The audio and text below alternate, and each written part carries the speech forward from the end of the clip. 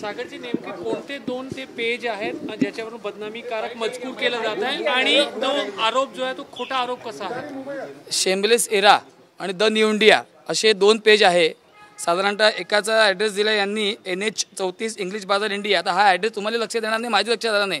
याचा कोणत्या स्टेटचं नाव नाही आहे, कोणत्या प्रांताचं नाव नाही आहे, फक्त एवढा ॲड्रेस दिला आहे। या फेसबुक पेजवर मागील काही एक दिवसापासून आम्ही सगळे मॉनिटरिंग करतो आहे की विनाकारण संघाच्या अधिकारांबद्दलच्या नावाने पोस्ट क्रिएट करणे, याच्यातून स्पष्ट लक्षात आहे की संघद्वेष याच्यामधून ते आपल्या बरगळतात आहे की पूजनीय गुरुजी आमचे द्वितीय सरसंघचालक जे आमच्याकडे श्रद्धास्थान आहे त्यांच्या नावाने विनाकारण फेसबुक पेजवर की तो नुकताच पिक्चर आला छावा, त्यातलं रश्मिका मांदणा आणि विकी कौशल यांची इमेज घेऊन इकडे गुरुजींची इमेज घेऊन आणि त्याच्याबद्दल लिहिणे की बा गुरुजींनी समाजाबद्दल अतिशय घाणेरड्या याच्या टीका केली होती वगैरे बंच ऑफ थॉटमध्ये, म्हणजे अशी त्यांनी इमेज तयार केली आहे, अशी इमेज तयार केली आहे आणि याच्या खाली लिहिलं आहे की संभाजीराजांबद्दल। आता मला हे वाचणे खूप कठीण वाटतं की बा इतकं घाण आहे, तुम्ही आता मी देतो तुमच्या एका मित्राला, तुम्ही बघा।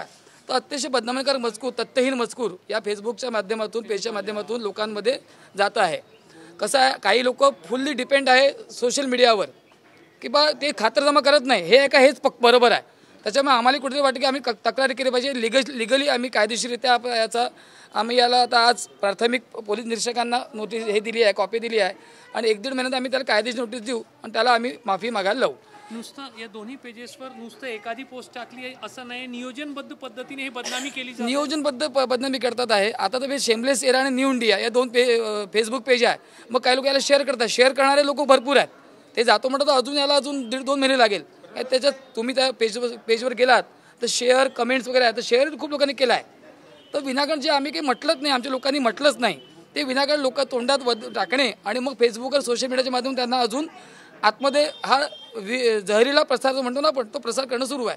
त्याच्यामुळे आज आम्ही निर्णय घेतला की कंप्लेंट करायची आहे व्यक्तीची। संभाजी महाराज आराध्य आहेत, सगळ्यांचे गुरुजी जे आहेत ते श्रद्धास्थान आहेत। साधारणतः संभाजीराजे हे सगळ्यांचं आराध्य दैवत आहे। संभाजीराजे आणि शिवाजी महाराज हे आमचं आराध्य दैवतच आहे। आमच्या संघाच्या बौद्धिकामध्ये, संघाच्या कार्यक्रमामध्ये शिवाजी महाराजांची आम्ही जयंती साजरी करतो, सगळं आम्ही दोघं आणि त्याचं गुरुजी पण आमचं आराध्य आहे। गुरुजी अध्यात्म क्षेत्रातले मोठे व्यक्तिमत्व होते आणि आमचे द्वितीय सरसंघचालक आहेत आणि आम्हाला 2 ते 3,000% गॅरंटी आहे की आमचे लोक असे बोलणार नाहीच।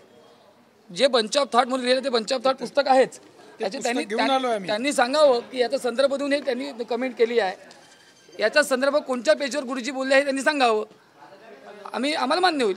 पण जे काही बोललेच नाही गुरुजी त्या संदर्भात लिहिणे खोडसाळपणा आहे आणि विनाकारण काहीतरी तेढ निर्माण करायची, संघाबद्दल काहीतरी चुकीचं टाकायचं, त्याच्यामुळे संघाची इमेज खराब होईल असं ते करतात आहे। हा प्रकार सर्रास सुरू राहतो। आत्ता पण आम्ही काही बोललो नाही, पण आज निर्णय घेतला की कारवाई केली पाहिजे याच्यावर।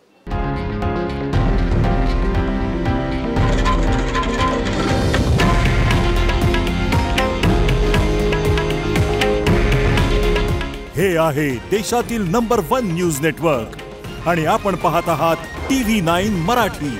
काळजी तुमची, हित महाराष्ट्राचं।